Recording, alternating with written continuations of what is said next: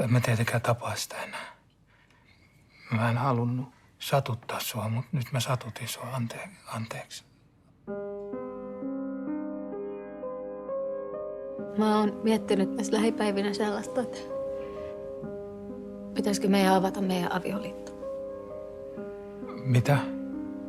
Pitäisikö teidänkin saada tavata toisiaan yksi toista kuitenkin toisena jotenkin tärkeitä.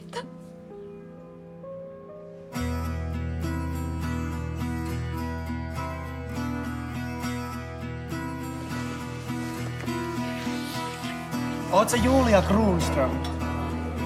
On. Miten se sitten niin kuin käytännössä menisi? Varataanko me Google-kalenterista jotain Matias-vuoroja?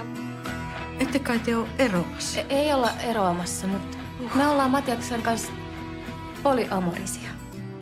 Mun pitäisi varmaan puhua sun kanssa yhdestä asiasta.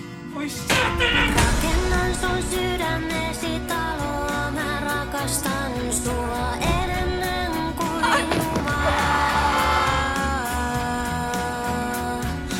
Rakennan sun sydämesi taloa.